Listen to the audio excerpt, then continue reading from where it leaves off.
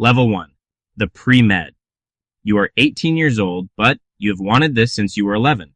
Since the night your grandfather died in a hospital corridor while a doctor quietly explained to your mother that they had done everything they could. You stood there in your socks and watched the doctor walk away, and you thought, I will not walk away like that. Now, you are a freshman at a state university, sharing a dorm room with a business major who sleeps 12 hours a night. You sleep 4, you take biology, chemistry, calculus, and a writing course you resent because every essay feels like time stolen from science. You make flashcards for everything. Your GPA must be almost perfect. A 3.6 will not get you into a top medical school. A 3.9 gives you a chance. So, you stop going to parties, then you stop pretending you will ever start going again.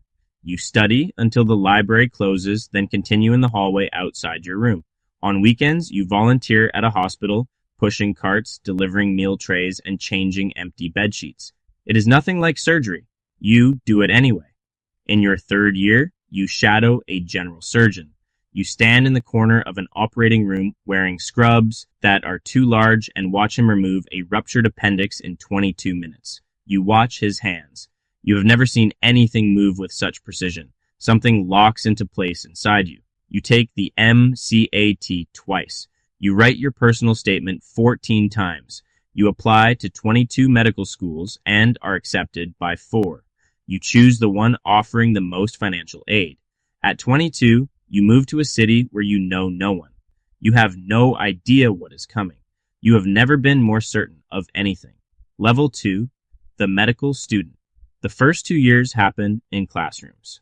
You memorize every bone, muscle, nerve, artery, and vein. You learn diseases you may never see and medications you will prescribe thousands of times.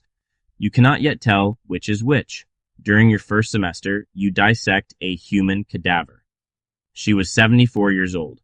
She donated her body to science, which means she donated it to you. You treat her carefully. By the end of the semester, you know her anatomy better than you know your own face. On the final day, you thank her. Your debt grows quietly in the background. You stop checking the total because the number does not help you study. Then the hospital rotations begin. You rotate through internal medicine, pediatrics, psychiatry, obstetrics, emergency medicine, and surgery. You sleep whenever you can. You eat whatever is in the break room. You drink coffee the way other people drink water. You see things that never leave you.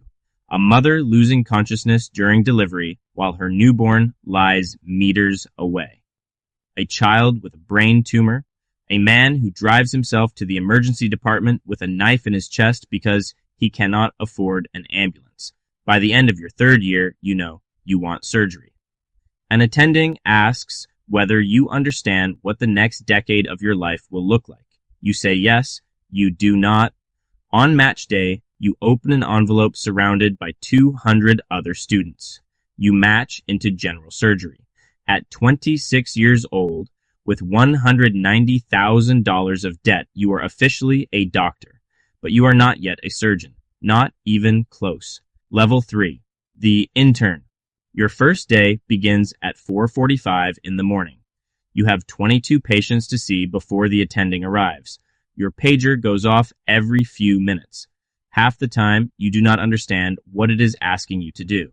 You are learning while doing. There is no other way. You work around 80 hours a week. Your salary sounds reasonable until you calculate the hourly rate.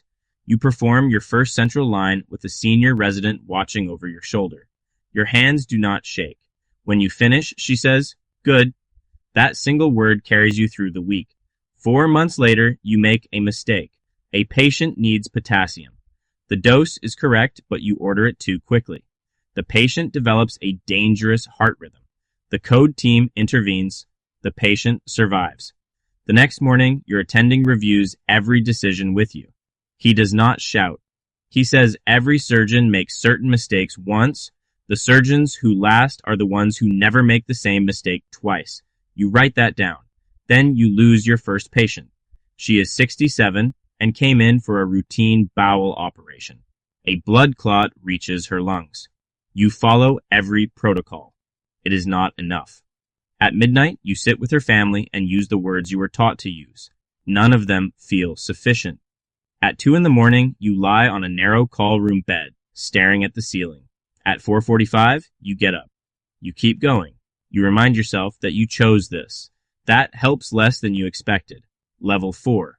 The resident. The intern year was about survival. The next 4 years are about becoming. At first, you retract tissue and cut sutures, while other people perform the operation. Slowly, your role grows. Your movements become deliberate. You begin anticipating what the attending will need before they ask for it. By your 3rd year, you perform appendectomies, hernia repairs, and gallbladder removals under supervision. By your 4th, you operate for 6 or 8 hours at a time. You discover that surgery is not mainly about the hands. The hands matter, but judgment matters more. Knowing when to stop, look, and think is what separates a skilled surgeon from a dangerous one. Your relationship ends because your partner is tired of coming 4th behind patients, the program, and sleep. You tell her she is not 4th. You are not certain she is wrong. The attendings begin describing you with one word: steady. It means your hands do not panic when the operating field fills with blood. It means your voice remains calm when everyone turns towards you. Steady is the highest compliment they can give. During your final year, a patient develops a leak after a bowel operation you performed. You take him back to surgery 3 times. On the 5th day, there is nothing more you can do. You speak to his family. Then you cry alone in your car, in the only place where nobody can see you. At 32, you complete residency. You have performed more than 1,000 operations. You are a general surgeon, and you are still not finished. Level 5, the fellow. You specialize in hepatopancreatobiliary surgery, the liver, pancreas, and bile ducts. Operations lasting 8 hours. Blood vessels separated by millimeters. Procedures where one small mistake can become a catastrophe. You choose it because it terrifies you. Your fellowship director has been doing these operations for 25 years. She rarely praises you. When you perform well, she says nothing. When you make an error, she corrects you immediately and precisely. She treats mistakes as problems to solve, not reasons for shame. You decide she is the greatest teacher you have ever had. By 35, you have spent 13 years training since college began and performed more than 2,000 operations. You accept a position at a university hospital. For the first time in your life, you buy furniture you expect to keep. You hang a painting of a harbor in your living room. You sit on the couch and stare at it. You are finally the attending surgeon. Everything before this was preparation. Now it is real. Level 6, the attending. For 13 years, someone was always above you. Now, when something goes wrong, there is no one else. The decision stops with you. You become known for your outcomes and your honesty. When an operation carries a 15% risk of a serious complication, you say 15%. You do not call it small. When a cancer cannot be removed, you tell the patient plainly, then remain in the room while they process what you have said. At a conference, you meet a cardiologist. Dinner lasts 3 hours longer than expected. Eventually, she moves to your city. For the first time in your adult life, you come home to someone who knows you as a person, not only as a surgeon. Then you lose a patient you believed you could save. A 52-year-old man with removable pancreatic tumor. The operation appears successful. 6 weeks later, complications overwhelm him. You review every scan, note, and decision. You find no clear error.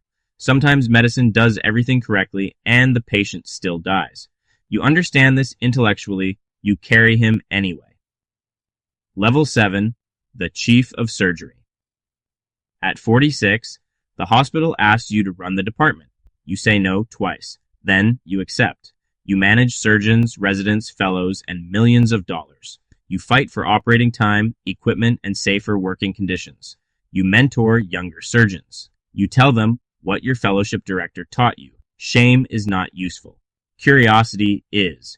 You continue operating whenever you can. Then, at 47, your cardiologist tells you she is pregnant. You stand together in the kitchen, terrified and grateful. Your daughter is born healthy. You hold her in the delivery room. For 1 second, your mind evaluates her clinically. Then the surgeon disappears. There is only her. Level 8, the department chair. You are asked to lead the entire department of surgery.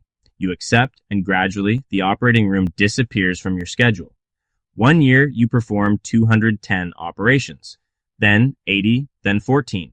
You did not realize how much of your identity lived in your hands until your hands became still. So, you build things instead. You improve resident recruitment. You create mental health support after a young doctor dies by suicide. You speak openly about a culture that demands too much and offers too little. You cannot save every patient, but perhaps you can help save the people trying to save them. Level 9, the emeritus. At 62, you hand the department to a successor you trust. Then you return to the operating room part-time. You accept difficult cases that others refuse. During one liver operation, unexpected bleeding fills the field. Your hands respond before your mind does. Decades of training take over. You control the bleeding and finish the operation. The scrub technician looks at you and says, "Nice hands, doc." At 63, it is still the best compliment you can receive. Your daughter is 16. She does not want medicine, she wants architecture. To your surprise, you feel relieved. She has chosen for herself. Level 10. The last operation. You retire at 68. Former residents travel across the country for the ceremony. Some now lead departments. Some have trained surgeons who have gone on to train others. Your influence has become a root system spreading in directions you will never fully see. Your hands still remember how to tie a suture. Sometimes they make the movement at the dinner table without you noticing. You think about the 11-year-old standing in a hospital corridor in his socks. You think about the doctor who walked away. For 40 years, you did not walk away. You returned each morning because someone needed you there, and because nothing made you feel more alive than solving a problem no one else could solve. Once a year, you visit your grandfather's grave. You do not say much, you simply let him know. You kept going. And somewhere tonight, another young person is standing in borrowed scrubs, watching a surgeon's hands move with impossible precision. Their own hands are still. Their mind is not. Something is locking into place inside them. They will go home and search for how long it takes to become a surgeon. They will see the years, the exams, the debt, and the sacrifice. They will have no idea what they are saying yes to, but they will learn. They always do, and the cycle continues.